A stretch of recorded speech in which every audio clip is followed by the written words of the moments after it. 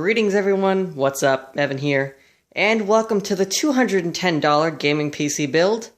This is actually the first live action segment that I've ever recorded on this channel before, so we're going to see how this goes here. I apologize if the camera is shaky, or if there's any other production value that is not up to par, but unfortunately my tripod that I just recently ordered came pretty much broken. The top screw for the iPhone, iPod, smartphone mount universal thing has pretty much stripped, so it just flops right off of the thing, and it's a whole deal. There's gonna be quite a few Amazon mishaps to be included in this video, so I'll go into those in detail later. But for right now, let's take a look at some of the components that we have here today and go over what we're gonna be building and what we're gonna be doing with these components. So, I guess we'll start off with a case here. This is a Rosewill case. This is an R363M BK case. It is by Rosewill, and it includes a 400-watt power supply already mounted within the case, so we'll see that pretty soon here. As you can see, if we get down over here, if the light balance will allow it, it comes with a side fan panel for an 80mm fan, I believe, but we won't actually be utilizing that.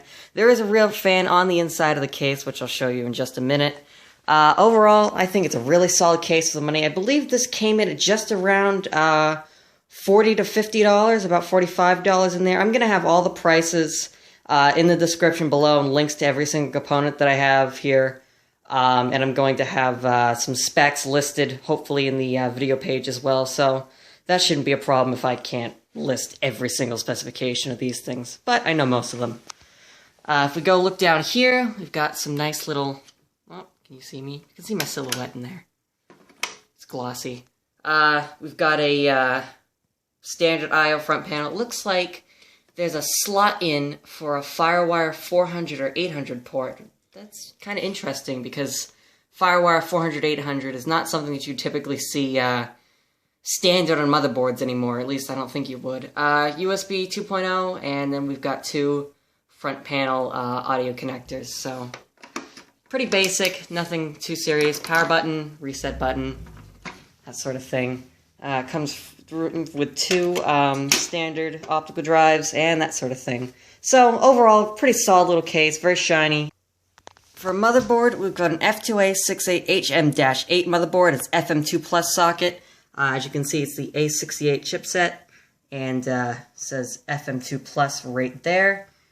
Overall, I think this is going to be a great motherboard for this build. It's micro ATX, which is also all the case supports is micro ATX anyway. It had good reviews on Amazon. I got this, I believe, for a whopping $43, so definitely much cheaper than your average, say, your average Intel Skylake or even Intel Haswell motherboard, or even AM3 Plus motherboards tend to run for well over $50. So I'd say that FM2 Plus overall is probably the cheapest gaming PC socket that you can get. Between the APUs, which of course we have right there, and between the 860K, 760K, and that sort of thing, really I cannot think of a more affordable overall platform to build off of. Just the price of the RAM, the motherboard, and the CPUs together really helps you get the best price to performance that you can get. Speaking of price to performance, moving over to our CPU, we have an A8-7600 APU FM2 Plus from AMD, of course. I originally, when I started this gaming PC build, was going to go for around the $215 to $220 price point, and I was going to go with the A8-7600K.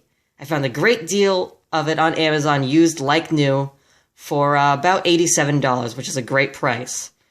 And, because it's normally about a $100 CPU, I'd say. So, I ordered it, waited the 3 or 4 days for it to come in, because it wasn't Amazon Prime eligible. I think it came in from, BlinQ. So, BlinQ, you're watching this, you kind of screwed me over, because they sent me an A6-7400K. Now, to the techies out there, you will know that an A6-7400K and an A8-7670K are very, very, very different CPUs. For starters, an A6-7400K is rated in R5 graphics. It is only a dual-core processor, and it comes in at about $55 to $60. And A8-7670K comes in with Radeon R7 graphics, is God vary, and overall is just an infinitely better CPU and that is not what they sent me. So, had to go through the whole return process on that. And then there were no 7670Ks available for good prices. They shot up to about $105 and stayed there. So I looked around and I waited, and I already had everything else, so it wasn't like I was going to get the choice to go to another platform or anything. And found this here for about $78 on Amazon. As you can see, this is the A8-7600.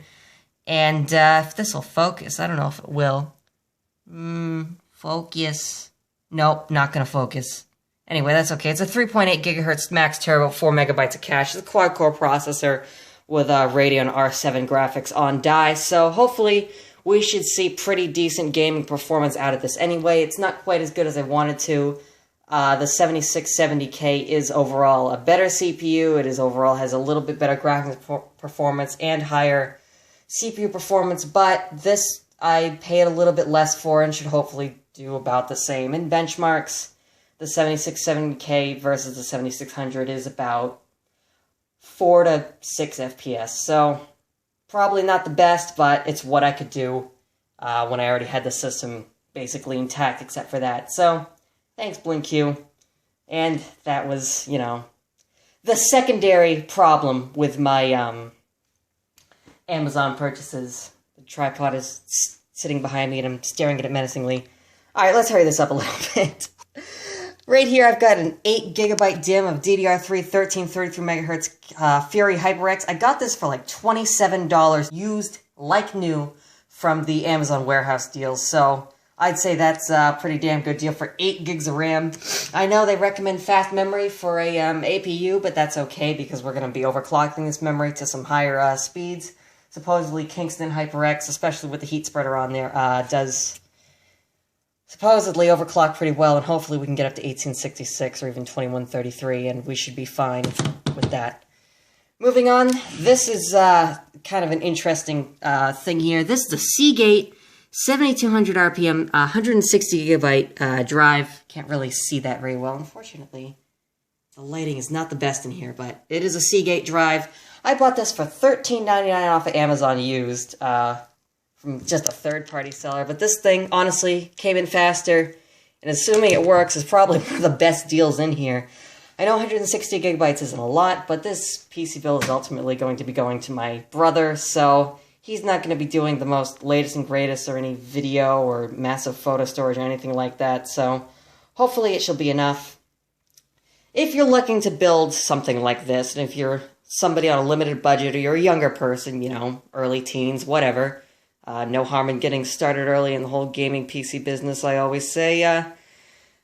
If you have a hard drive or a desktop in your system right now, and as long as it's SATA, it doesn't matter if it's SATA 2, SATA 1, SATA 3, all SATAs is backwards compatible, and even if it's a larger 5400 RPM drive, I'd say if it's over 160 gigabytes, you might as well use it if you're on a limited budget.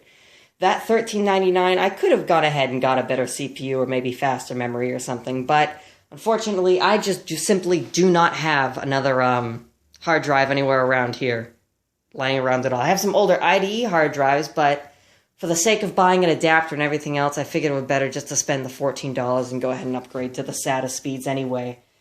And hopefully it serves us just fine. I hope it works okay. A lot of times these hard drives have seen a harder life ahead of them. I bought a Hitachi 1TB drive for my desktop, and while it has worked quite well, it's pretty loud and has probably seen better days. But Seagate is known to be a very reputable manufacturer. I don't think we should have any problems with this hard drive, and hopefully it should go over well. So I guess we'll just start unboxing, go ahead and unbox the motherboard, and we'll go ahead and unbox the CPU and see what we have in store for that. So I'll go ahead and open that up, and we'll get started on that. Alright guys, so here I am with the motherboard. As I said before, it's an FM2 Plus motherboard from Gigabyte. Just taking a look at some of the features here already. As you can see, we've got 2 RAM slots here. It looks like over here we have a standard PCI slot, a PCI x1 slot, and a PCIe slot. I believe that's PCIe 3.0. I'm not positive. As you can see here, we got our standard SATA ports. I believe there are 4 of them total. Standard FM2 Plus socket, and got a 4-pin power connector, although I don't think we'll need much more than that. We are not going to be really overclocking the CPU, although I don't really think you can overclock this CPU all that much. It's not a K model. You might be able to get away with some overclocking on these, but probably not a lot. And given the fact that I did not purchase or invest in any external cooling solution anyway, we probably won't be overclocking the CPU on this build anyway. Go ahead and flip it around here a little bit, I suppose. Take a look at some of the rear ports. Apologize for the shakiness of the camera. You see we've got two USB ports right here. Standard VGA slot and a PS2 slot. HDMI. Looks like we got two USB 3.0, two more USB 2.0, Ethernet, audio, and that's about it. So, not a whole lot of frills on this motherboard, but honestly, we don't really need frills at this point. This is going to be a very standard, basic build, and for $210, you can't really expect all that many frills anyway, at least in my opinion. Moving on from what else came in the box, I didn't even see a manual with this. Did this come with a manual of any kind? Let's find out together. Oh, it did. Hold on. I have no idea if I'm keeping any of this in frame properly. Probably not. It does come with a nice little manual, so that'll be helpful for like the front panel connectors and crap. Looks like lists some front panel stuff, some contact information, blah blah blah. Standard I/O shield, and looks like comes with 4 SATA cables, so that'll be helpful. Oh look, the driver DVD that nobody ever uses ever, because by the time the driver DVD comes out for your motherboard, odds are they've released something new on their website anyway. So if you're building a new gaming PC and you can get away without using the utilities on there, which you usually can with the newer versions of Windows, don't even bother with that. Install everything off of the website and you'll be good to go. But yeah, this looks like a pretty solid little motherboard, and hopefully it goes in and installs without a hitch. I don't foresee any major problems, but I guess you can never really tell. Alright guys, so here I am with the CPU here. As you can see, I've already kind of opened it. Whoop, tap the camera. If this will focus, which it probably won't. Oh, no, might focus just a little bit. Kind of make out A8-7600 on the CPU right there. So I have no idea what this video has become at this point. It's part unboxing, gonna be part build guide, something else, something else. You can see there's our very standard, quite frankly, very crappy CPU cooler that AMD ever so lovingly provides us with, just barely 5 degrees Celsius, enough to keep it from thermal throttling and or melting. So that's always kind of AMD's part. Let's see what we got here. Got a itty-bitty little manual, advanced micro devices from AMD. Oh boy, I'll tell you what, Zen cannot get here fast enough, because I hope AMD holds in there long enough. Their stocks have not been doing very well, if you keep up with that sort of thing. I really don't. I just saw an article that said that AMD stocks were tanking, and that's not a good sign for any company. Alright, so here's the CPU itself. Got an A8-7600 and a little sticker there, which of course we'll be putting on there. Looks pretty standard. Doesn't seem to be any bent pins or anything that I can see. Through the camera, because I kind of have to look through the camera and try to keep it in frame at the same time. Man, tripods. Whoops. Tripods. Yep. I bought one. Alright, so that's that unboxed right there. I guess we'll go ahead and open up the case and show you that next, and then we'll get on with the build itself. Alright guys, so here we are with the inside of the case. Gonna go ahead and go over some of the components here and stuff. Not a whole lot to go over here. First off, I guess the power supply. We've got a standard Rosewill switching power supply, 400 watt maximum power supply. Look at some of the connectors here. We've got a standard 20+4 pin connector. I believe that's a floppy drive connector right there. A couple of Molex connectors. There should be 2 SATA connectors. There's one right here. And then there's one somewhere else. If I can keep this in frame, probably not. Yep, there's 2 SATAs. There's, if we can see right there, there's a secondary SATA connector in there, buried. And our CPU power connector, and that is it. Interestingly enough, although it's a 400 watt power supply, this does not include a PCIe connection of any kind. So if I later wanted to upgrade this system and have a graphics card that required an extra external power connector, you'd probably have to go with and turn one of these Molex connectors into a extra PCIe connector, probably a 6-pin maximum. But those are pretty safe. From what I've seen, there shouldn't be a problem with that. It should be able to deliver the necessary voltage. Honestly, this power supply must be pretty a fairly old design, because the Molex is becoming more and more legacy. They really don't use Molex for a whole lot anymore. Some fans still use Molex.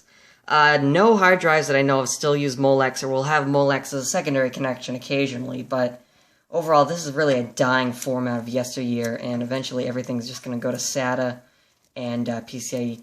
Speaking of legacy, this is, I believe, and correct me if I'm wrong in the comments, this is a floppy connector.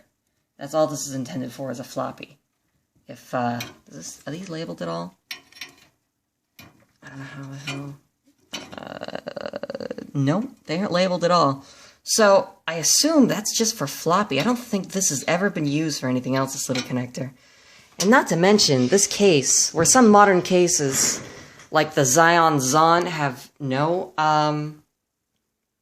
front panel bays at all, because optical drives, I guess, are going bye-bye, as much as to my dismay. This is, this has two of them, so I guess that's just the way things are heading. This is some sort of a drive cage. Let's see if I can get this in frame. This is some sort of a drive cage mount. It looks like it's actually toolless, if we can look in here. I have to remember to look through the lens of the camera into where I'm looking. I apologize of how irritating this is going to be. Our production value has gone from Linus Tech Tips and like Paul's Hardware and Jay's 2 Cents to UXW Bill and VS Westlife very quickly. If you know any of those people, you'll understand the joke that I just made. If not, ignore that. But no offense to Bill or any of those other people. I love those types of off-the-wall style tech videos as well, where they just pull out a video camera and look at some old crappy hardware. But this is an old crappy hardware. This is a brand new gaming PC for a whopping $210. So, that's really all there is to show in here. I guess this looks like this is I've tucked this up behind. This is the front panel USB 2.0 connector right here. And then we've got a little fan connector down here for the rear panel 80mm fan. Oh, there's Pikachu. Right over there. And it looks like it's only a 3-pin. So this fan's just going to be running at maximum all the time. It's not going to be able to sense the temperature or anything else. So it's kind of a bummer, but whatever. HD audio. Oh, here they are, right here. These are the front panel connectors for like the LED light, hard drive monitoring light, and that all sort of stuff. So those are always probably the worst things to put in a gaming PC build.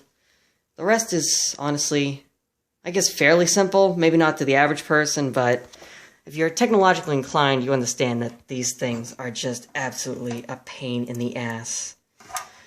Anyways, let's go ahead and get building here. I've got to install the motherboard standoffs, which I've got in this little baggie right here. This is all the stuff that came with the case. It's actually a pretty good little bag case. I've seen it with just standoff and standard screws, and that's it. But we've got two different kinds of screws. We've got the kind for the rear slots over here for like the graphics card and stuff, although we won't be using any of those.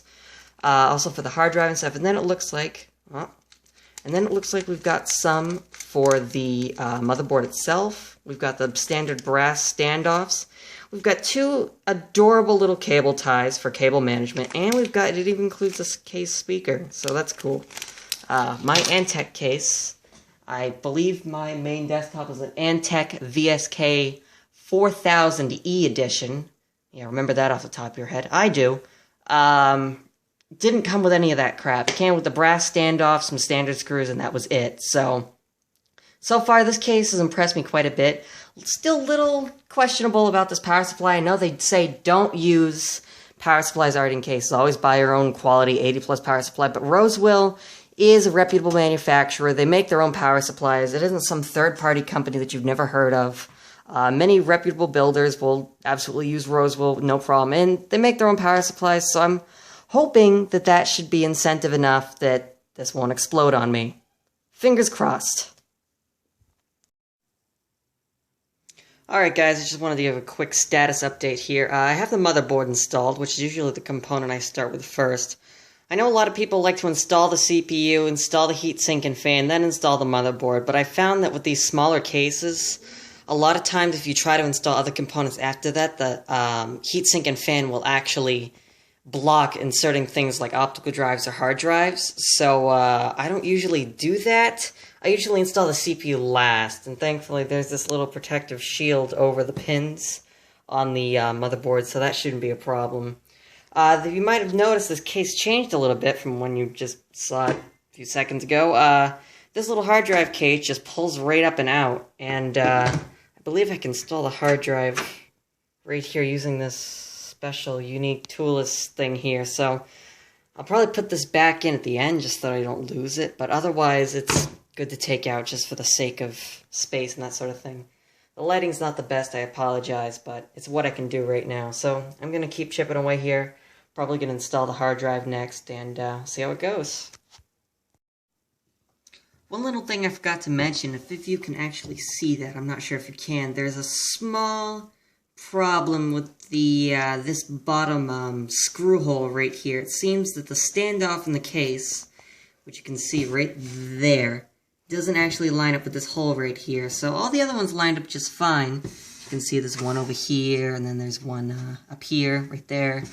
All the other screw holes lined up just fine, but for some reason this particular one just didn't. I don't know if that's a fault of the case or the fault of the motherboard, probably the fault of the case, but otherwise it's pretty solid in there. I'm not too worried about it. It's just something to consider if you're going to buy this motherboard and this case together, that will not line up no matter what you do. I'm also kind of curious about these holes over here as well. And if you look at it and you take a step back for a second, this motherboard is tiny. It's little itty-bitty.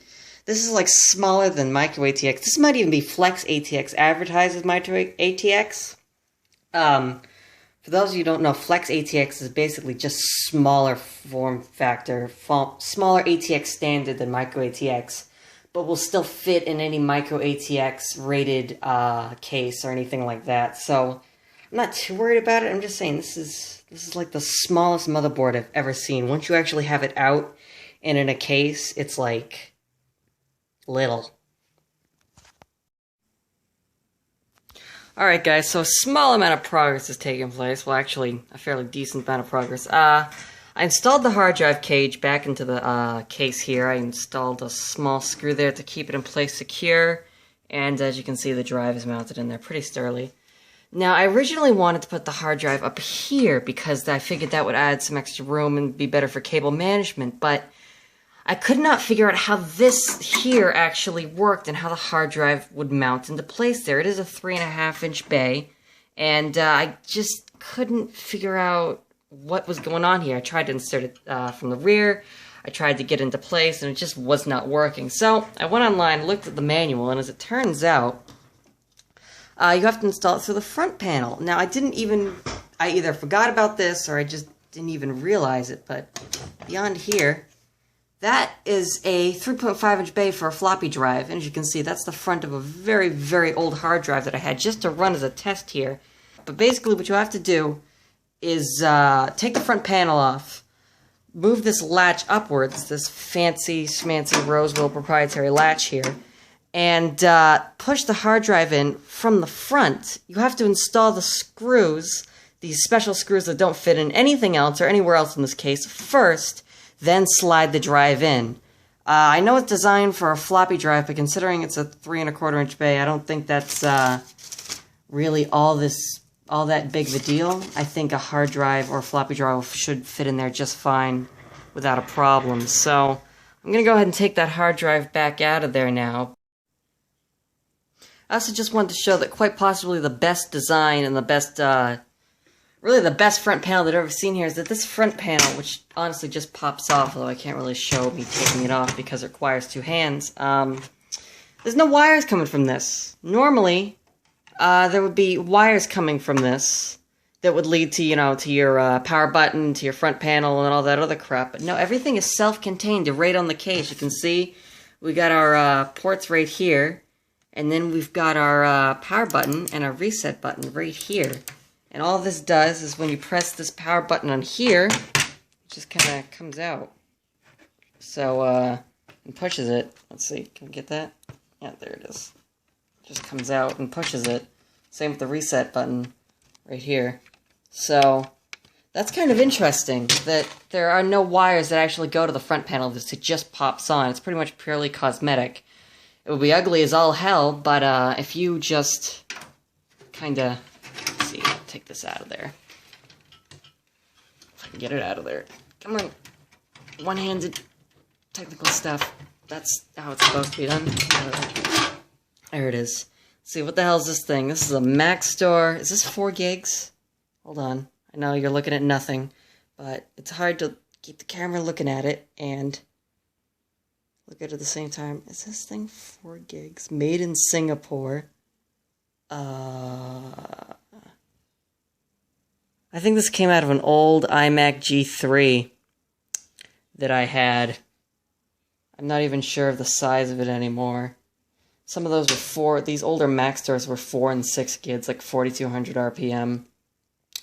Pretty awful nowadays. In fact, not even relevant nowadays. You would never put this in a computer, no matter how desperate you were for an operating system. I think Windows 7 even takes like 7 gigs minimum.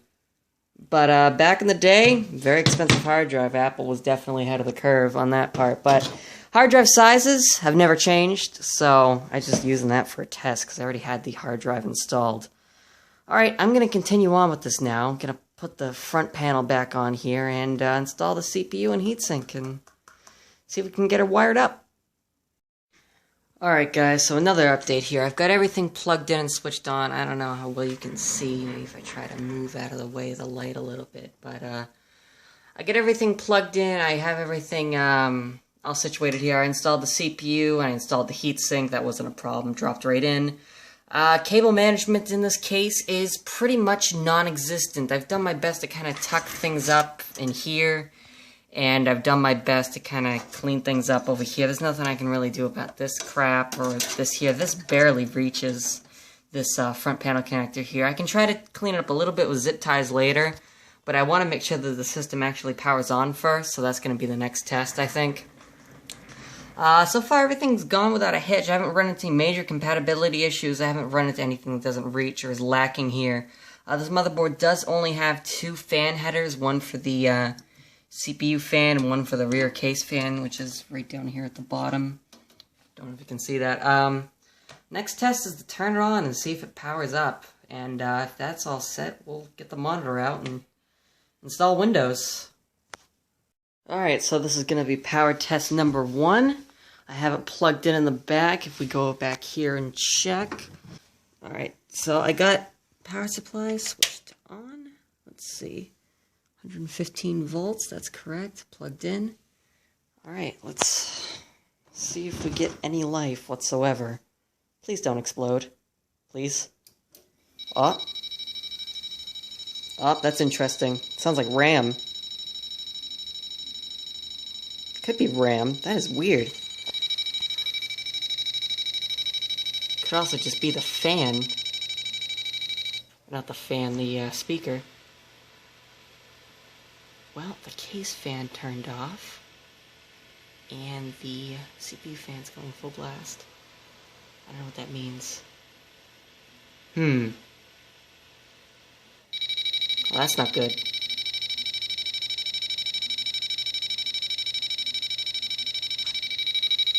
Well, we're gonna have to test that. So, I just wanted to give you guys one final update before I call it quits for this particular, I guess, session video. I'm not sure how this is going to be edited at some point. So, this is the A8-7600. I don't know if you can even see that. Trust me, it is. Sitting there, face down on an anti-static bag. In here right now, we have the original memory and the, my 760K that actually came out of my personal rig, which is lying hopelessly and totally open on the floor right there. It's heatsink. And so what I think the problem is, I think it's definitely the motherboard. Because swapped out the memory with my personal rig, which of course every component in there is known good. It was just running a couple hours ago. And RAM swapping out didn't work. I have an ancient Antec power supply, 350 watt here on the floor. What is it right there? Antec Here's what. There isn't even a SATA cable on this damn thing. And, I plugged this in, external ghetto style, and plugged all the components in that I need to. Really, all you need for this is the 20-pin power and the CPU connector, because we aren't using PCIe, and that's basically what that extra 4 pins on the more modern power supplies is for. Apologize if you're getting tilted all over the place here. So that didn't work or help. It just keeps on throwing off the same beep error code, which you heard before. So I decided it's either the motherboard or the CPU. There's the only two components left. So I took my CPU, my 760K, out of my main computer and I threw it in here, because the all FM2 Plus motherboards will essentially use FM2 CPUs. That extra 2 pins only affects forward compatibility, which is why I can't actually test the A8-7600 in my personal rig, because that's only an FM2 MSI motherboard. But anyway, go ahead and check it out here. It just instantly throws off the beep error code. Looking at the Gigabyte website, this is typically considered to be a memory read issue. It says memory is not being read correctly, or it's a power issue. So power issue is kind of ruled out by the power supply, although that doesn't really say that the power motherboard management is not broken in some way. I'd say it's more likely that somehow the RAM ports are damaged, just given the fact that this was an Amazon warehouse deal. Even though it says 100% tested and working, we all know Amazon has not been testing every component that they send out. That's impossible. So as of right now, I'm pretty much defeated. If it's the motherboard, that essentially means rebuilding this entire goddamn thing. I suppose I could try to RMA it through Gigabyte, considering I bought it new and there's no way this thing is out of warranty yet. I think that's what I might do, instead of going back through Amazon, because odds are they're not going to have another one of these motherboards in stock. This motherboard is kind of like worst case scenario, just because you have to rebuild the entire... excuse me, I'm losing my voice. You have to rebuild the entire PC, and that's pretty much sucks. Yes, I know the 760K wouldn't even output video, even though I have it plugged into the monitor here, because it doesn't have any onboard video, but it still wouldn't throw back that beep error code that we've been getting. That's considered the continuous short beep error code, if anyone was wondering, according to Gigabyte's website. So that's pretty much it for right now. This thing's going to be out of commission for at least another week, because it's currently 1:15 on a Saturday night. I have no working computer right now, because I tore my personal rig apart. I have a Hyper TX3 sitting over there that I was planning on doing another video on, but I'm not really sure if I'm even going to bother now. I might just clean my rig out, put it back together, and throw that on there instead of the sock heatsink back on. Anyways, this is kind of a depressing end. I did not want to end on this note, but I guess stay tuned for part 2. I assume next weekend I'm going to have to get this going again.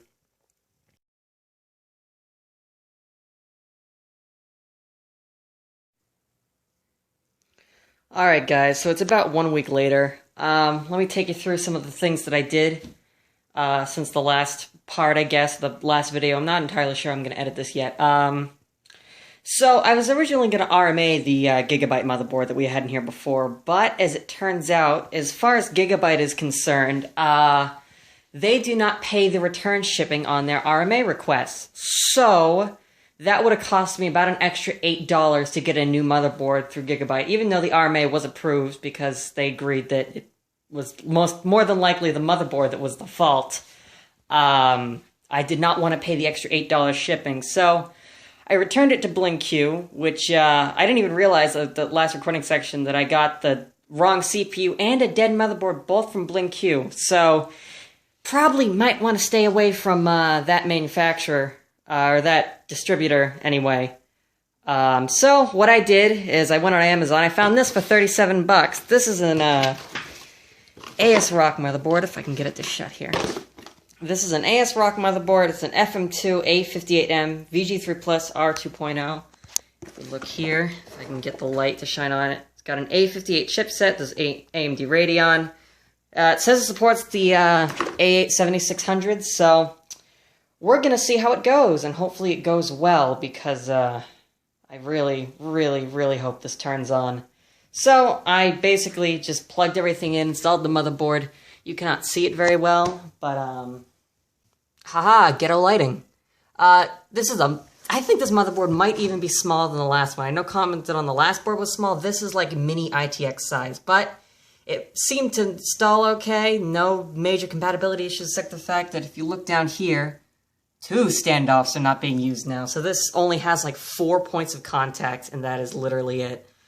I'm just really hoping that this works. I've got everything plugged in correctly, I think. Basically, at this point, cable management be damned, because I don't care. We're just gonna try it and see what happens. So, throw that over there. White balance, you're gonna come back on me. There we go. Alright, let's test it out. Well, we've got power.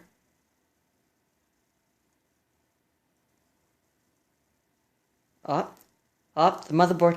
Oh my god, it works! Success! Oh, that is the most beautiful sign. You have no idea. See if we can get a close-up here. A8-7600, Radeon R7, 10 compute cores, 3100 megahertz. Even the memory is being recognized. Single channel. Active page, let's see here. OC tweaker. Overclock mode, auto.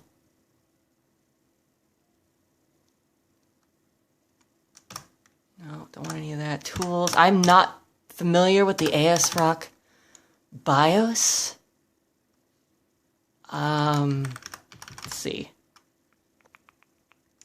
Where would I go and look at my... I'm looking to see if the hard drive's been recognized.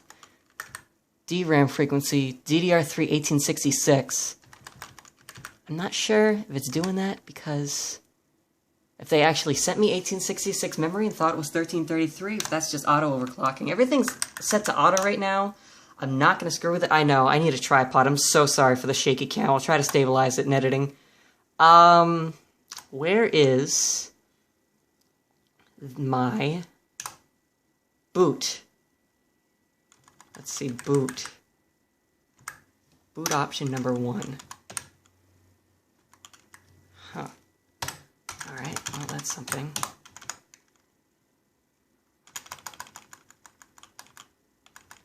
Profiles.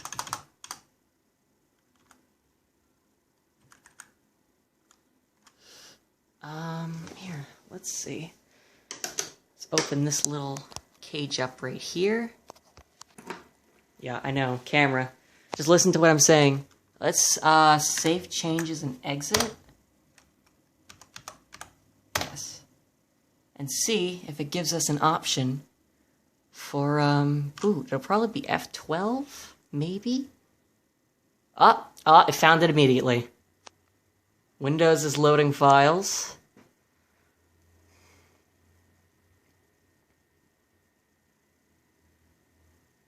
Starting Windows. Alright.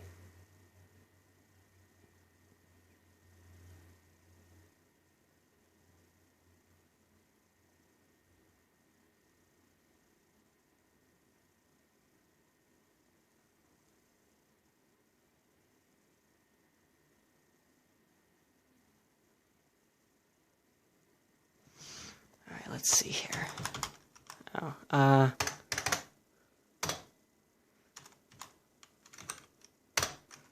See. Well, I'm just checking to see if it sees the hard drive, and then I'm gonna stop this video, and then we'll get on to the software, benchmarking, that sort of thing. Oh, do I have to click that? I might have to click that.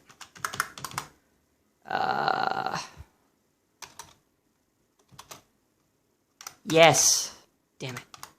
They could do the entire Windows install with just the keyboard, although I don't remember how. It's been so long.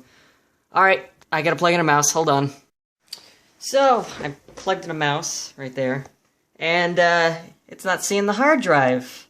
At first I think, oh crap, hard drive doesn't work. Well, then I went over here, and I looked, and you know that feeling when you realize you're retarded? For those of you who have no idea what you're looking at, I would hope that you would, but in case you don't, there's no power going to that hard drive. I am the smarterest. No, I'm pretty dumb. Let me fix that. Well, I solved that problem. Plugged in SATA cable. This cable management, I know. I'll fix it. But, you can see right there, SATA cable's plugged in. I heard the hard drive spin up initially, so hopefully that should be the only problem with that. And then if everything works, we have ourselves a $200 gaming PC just around. I'll do all the parts in the description of the video, and I might do some overlays or something. I haven't decided yet, but basically with returning the Gigabyte board, which cost me around $43, and getting this one for used like new on Amazon for $37, I think the total for this PC build comes around to $201 or so. I don't know the exact monetary value, but it's very, very close to exactly $200, which is pretty incredible considering the performance that I should be able to get out of this. Yes, 149 gigabytes.